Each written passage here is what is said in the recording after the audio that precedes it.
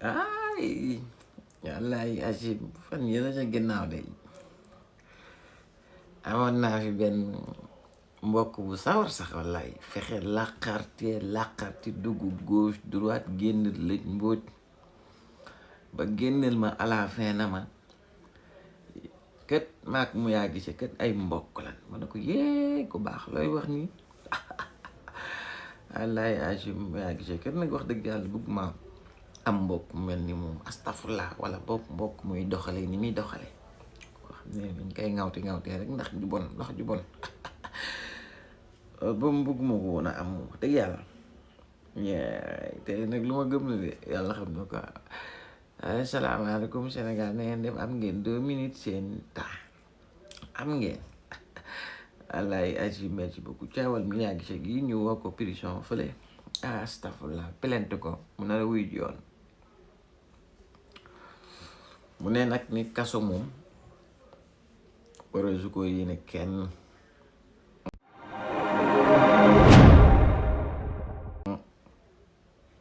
kaso kenn du ko yéene kenn waaye nag yéene naa ko ku sàcc 50 millions wu askan bi yéene naa ko ki sàcc sax 5 millions wu askan bi yéene naa ko ki sàcc sax 1 million wala 300 000 wu askan wala kii que ce soit waaye it ñooñu li ma leen di yéene kaso buñ ma tànnloo woon ki sàcc 100 millions wu sénégalais yi ak ki nar a pervertir benn xale wu sénégalais na ma tànn ci ki ni tëj ma tëj lu ki nar a pervertir xale yi waxuma laat nag nga nekk ci position boo xamante ni si mën ngaa pervertir des millions de xale en même temps te ñett suñ jàngat bu lu tax ñu accès ko foofu mooy ñun dañoo xam li nga xam ne ci société bi noonu la nar a daj ci jubbanti 50 xale rek yu ñu pervertir ci société bi sans compter li ci seeni famille di fay en terme de maanaam conséquences yi mu fa dikk da ngay gis yaay joo xam ne ñu génneel la benn jour rek na la sa doom ji càggatu lay def da nga gis dina ko misère ay tension yéeg ci ba dootu jar ci xajat ci société bi ba fa à la fin day faatoog goitre ñii xol bu jeex ñii cardiaque ñii tension en fait foofu la natt jëfin yenn yi ci société bi Mia yow de da ngay jeune toll ci âge bi nga xam ne ñëpp jaar nañ ci xoolal ñi nga xam ne ñoo la jiitu woon doon way ñoom ñëpp amoon nañ âge bi nga am ñoom ñëpp amoon nañ lu ëpp li nga am ci siiw ak notoriété ak ñoomuñ seen ma bëggoon Mia poser boppam la question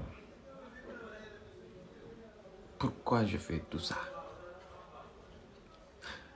te bu ma juumalee de ci ay at ci ginnaaw rek maa la gis wallaay Achib nga muur ba mel ne Awa Bousso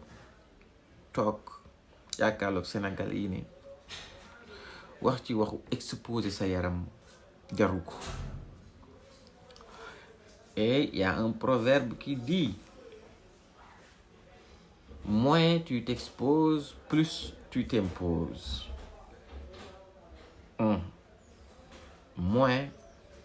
tu t'exposes mieux tu t'imposes ma romb fii ci l'école bi ay gone yu jigéen yu toog ca banc ba nekk ca bunt école ba ñuy wax daan ne xaw ma no fees xaw ma naka fees kat yey nañu bari keneen ko daan nekk ndaye ma liggéey rek parce que moom bu fekkee na ci lii la yaakaaroon am njaboot gu baax wala gu barkeel moom mi ngi doon naax bopp comme situation bi nekk nii normalement ci ni ñu waxee jàpp no fees kat le fait que rek yéen ñaar ngeen tàggatoo ndaye ma liggéey maanaam bu dee sax bon rek yegg na foofu nag Mia war ngaa xoolaat sa bopp te ñooñu ay gono yi ndaw la ñuy toll ci njàng maanaam ay ci l'école bi formation bi nekk fii à côté nag ay jigéen ñoo xam ne boo doon yaa ngi ci li nga war a nekk référence ngay doon ci ñoom peut-être wala boog sax li ngay war leen a mën a inspirer tuuti Mia Guissé danga am posture boo am te tey jii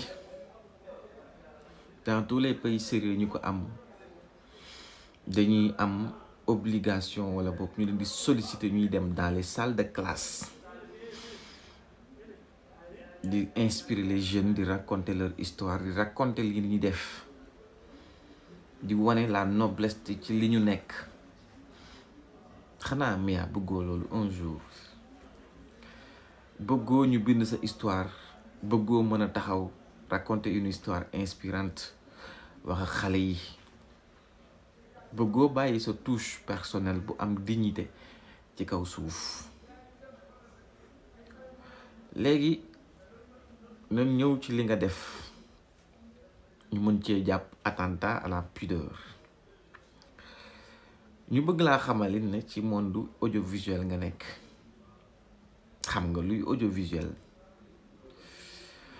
te li la fekk mën a fekk ci yow lii ñu la def plainte attentat à la pudeur muy ay weeri kaso ba ay ati kaso ak amende xaalis tàmbali ci 20 000 ba lu bari mën na cee fekk ndaxte dañ lay fàttali war rek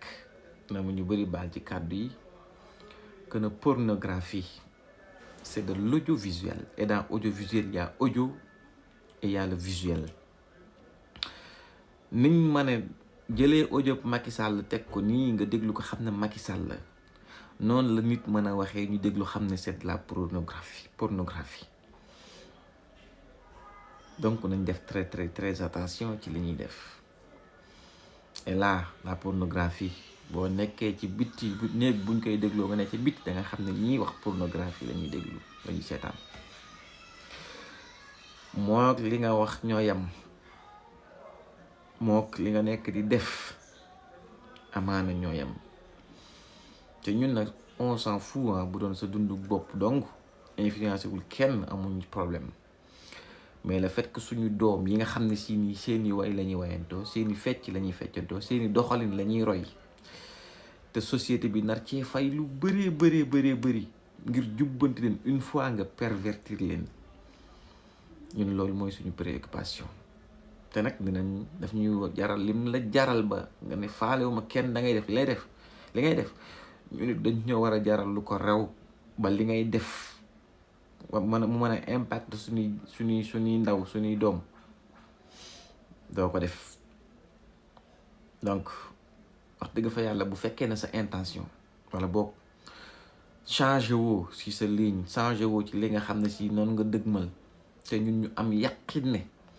mën naa yàq lu bari société bi wallaay Achim dañ lay yéene kaso te dañ lay yéene at yu bari nag ci kaso bu fekkee ne nag nar ngaa conscient ci li ngay def mesurer waat les conséquences dañ lay ñaan nga gaaw génn ci te nga teel a conscient ci li nga nekk def te nga jël beneen yoon boobaa ñu yéene la jàmm kepp comme tout autre artiste te sa xel nga delloo si ko ci ñi la jiitu ñu ci bëri dem nañ ba am dañu am tey jii nii te teguñu ko fi nga ko teg ñu ko teg fu baax fu wóor ci lu jub kocc waaw Kumba Gisee Maabo gaw mën a ay mbokk lañ maag yow de ñun xamuñ yu ñaaw yi